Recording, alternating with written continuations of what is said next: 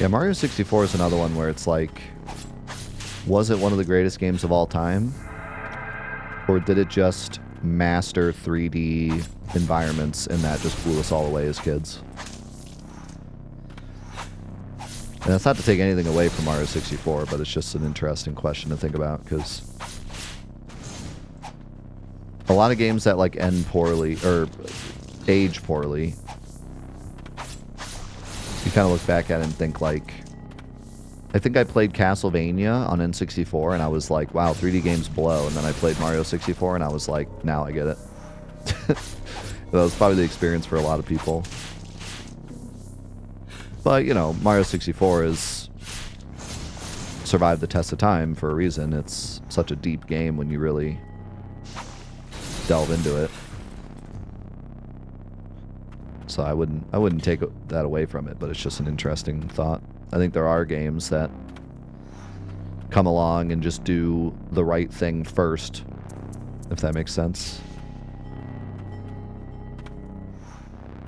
They're the first one to hit something like perfect.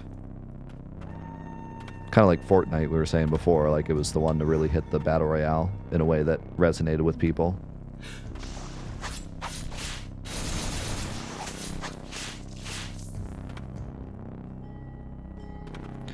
So this isn't a very good grind spot. I'm wondering if maybe that spot we were at before would be better.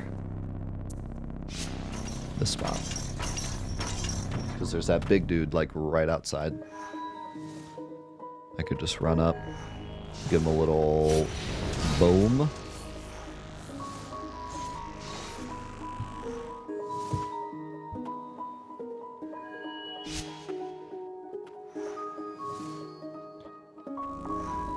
A little boom.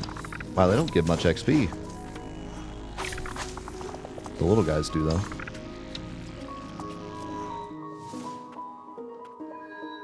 That's weird. The giant brain enemy things don't seem to give much XP.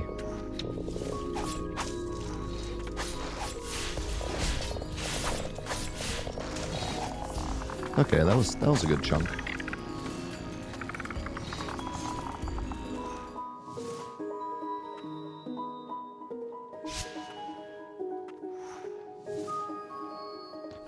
Yeah, I mean, either way, it's not going to take long, so I'm not really worried about finding the absolute best spot.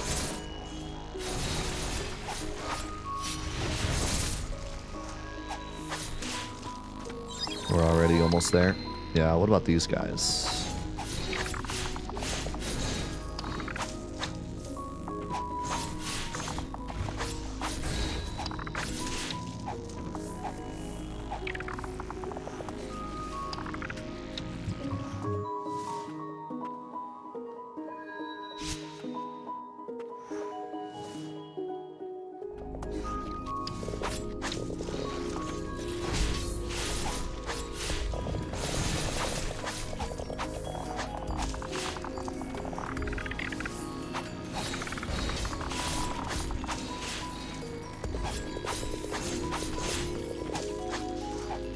Yeah, like going back to the Super Mario 64 example, when I look at something like Super Metroid, I say, like, this is still a good game. I still am hard-pressed to find a game that does everything right as well as Super Metroid. Whereas Mario 64, it's like, I think there have been games that have copied the Mario 64 formula pretty well, even in its own series. Now, I'm a dirty Mario Sunshine lover. I also think Odyssey is very good. And the Galaxy games are very known for being like 10 out of 10s. So I think Mario 64, it was more of being great at that time. At that time, no one really quite understood the perfect way to make a 3D platformer, and then Mario 64 nailed it. And it was Mario. So everyone knew what it was, and it just hit the perfect time, perfect place.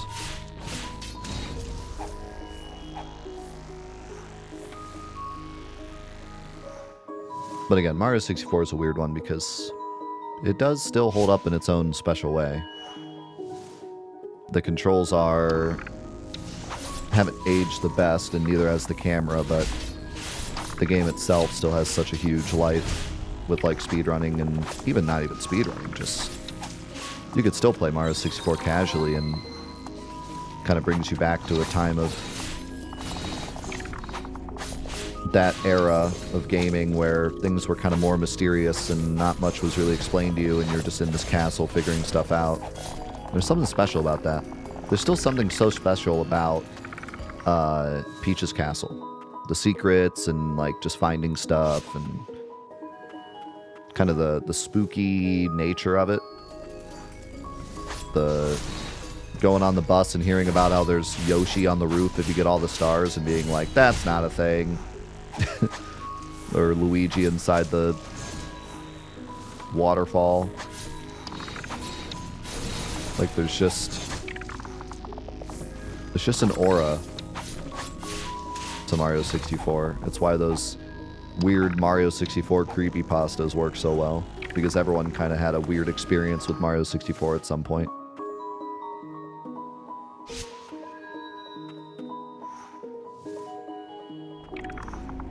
Everybody's gone down that weird Mario 64 rabbit hole at some point.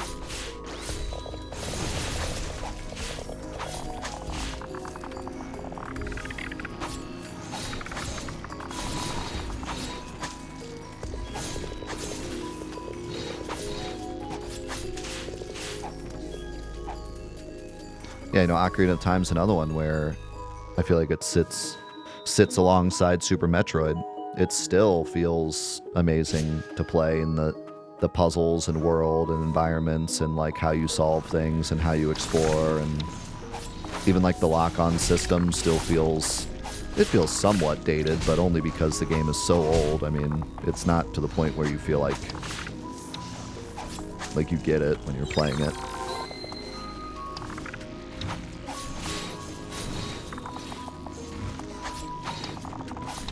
The item system, the inventory system, using the ocarina, like it's all just, it's got the sauce, you know?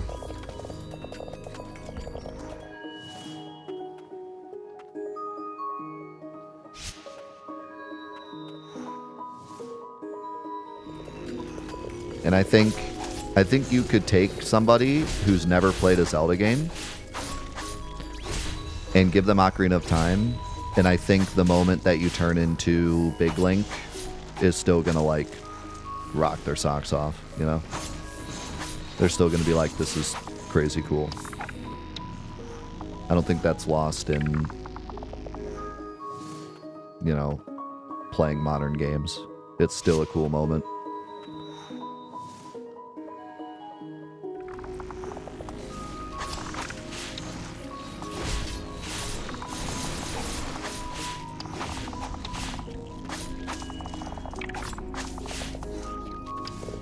Alright, almost there. Couple more kills. Platinum is ours.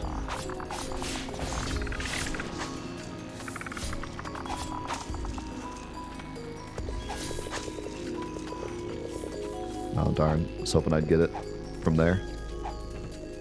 Now I gotta go back and rest again.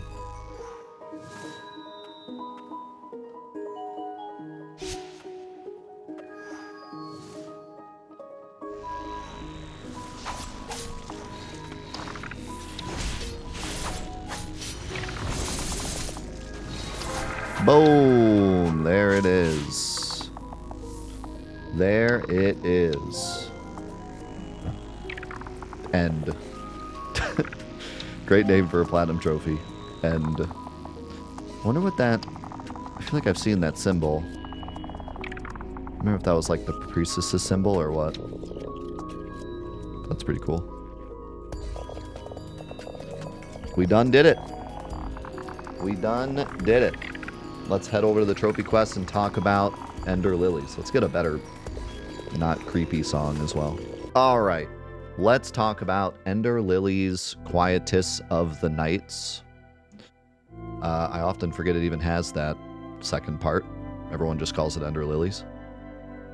First of all, before we get into the trophies, I do want to say this game was really awesome. I've heard many times that this is one of the best Metroidvanias. If you Google best Metroidvanias of all time, it very often makes that list, which kind of surprised me because I've always heard the game's good, but like best Metroidvania of all time when it's going up against Super Metroid and even like Hollow Knight, Dead Cells. I mean, there's so many. The list of good Metroidvania games is very, very long. And whenever you Google like best Metroidvanias, this one's always somewhere in the middle or bottom of the list. So I was interested as to why people were so high on this game, and it delivered. It really did. I agree that this game is up there. Surely not top 10 or anything, but it's very good. I enjoyed it a lot. It has a very unique style and does some cool stuff that other Metroidvanias, especially nowadays, don't do. The spirit system's cool. The RPG elements, instead of being a more typical Souls-like type thing, is cool. The story was very good and like followable and not super abstract, but then also has a deeper lore that you can get into. The movement's really good. My favorite thing about the game was the boss design. I think the boss design was just really excellent. And then on top of that, when you finally beat a boss, you get an ability that's tied to that boss, and that just feels really good. It's like beating a super difficult Mega Man boss and then getting his power. Like, it just feels awesome. So yeah, I'm very high on this game. I've heard that the sequel is even better, which, if the sequel is better than this, then the sequel might actually be top 10 Metroidvanias of all time. So very excited to play the sequel. But for now, Ender Lilies, let's talk about the trophies. We have difficulty. Difficulty is probably going to be pretty low. The game itself is somewhat difficult, but definitely not on the level of like Hollow Knight or kind of your standard difficult Metroidvanias that have more Souls-like styling. This game, if you ever struggle, you can just explore and find new stuff that's going to make you stronger, and you can also literally just level up in this game up to level 100, and that makes you pretty strong. So it is easier than those games. It's also not a roguelike like Dead Cells, so it's just a linear quote-unquote Metroidvania. So yeah, it's not, the game itself isn't that hard. And then the trophies are really just collectibles. You do have to get the true ending, which includes a pretty difficult final boss. I won't spoil too much about the final boss, but basically the final boss on his own felt like the hardest, like it felt like a 2-phase super long boss. And I figured the true ending would be a different boss, but instead it was that boss with another phase. And that shocked me because the fight was already so long. So the final true ending boss was pretty difficult. But pretty much everything else is just simply collectibles. And the collectibles are somewhat hard to find, but I actually found them all without even using a guide, because it tells you on the map what rooms you're missing stuff. So it's very easy to go back and just search that room for as long as you need till you find it. You found the final boss easy. I think that's just a case of like people use different spirits, and different spirits are good on bosses and whatever. And yeah, you might have done more. Like, I collected about 50% of stuff before fighting the final boss, so it would have been definitely a lot easier if I had 100%ed, because my health bar is like twice the size of what it was when I beat the final boss. But yeah, difficulty pretty low, I'd say. The only thing I would say is the game itself isn't super easy. So I guess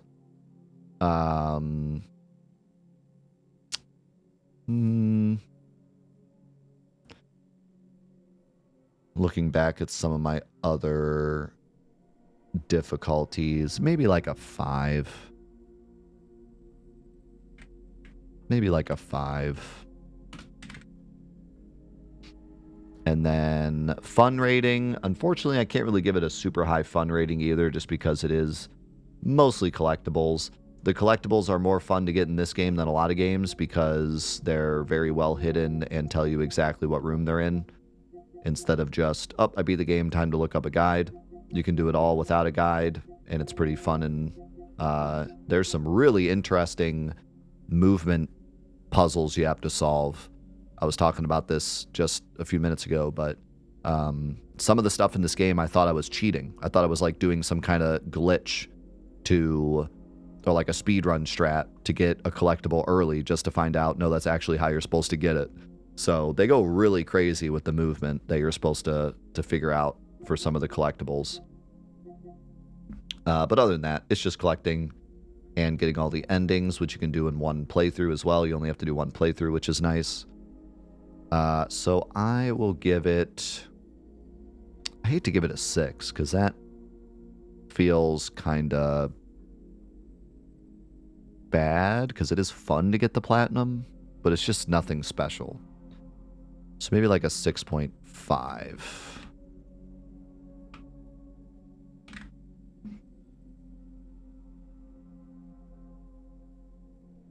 Nah, I'll give it a 7. I'll give it a 7 for the extra, for the fact that you don't have to use a guide, and you can do it all in one playthrough. I think that's pretty nice. Did it glitch? No. How much time did it take? We actually have a pretty nice indicator of this because the game itself gives you a file time. This was an old playthrough, so 24 hours. That's pretty short.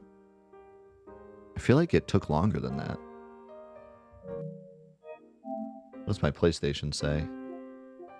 My PlayStation says 26, and that would be that first 2-hour playthrough plus the 24, so yeah. I guess 24.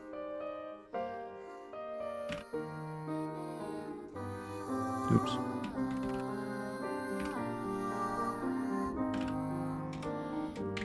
And there we go. Like I said, great game, pretty great platinum. You can beat the game, get all the endings, and get the platinum within 20 or so hours.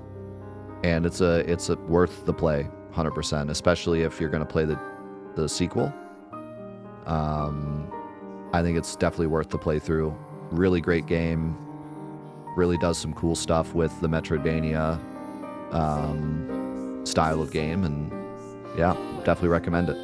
And that was our 198th Platinum Trophy.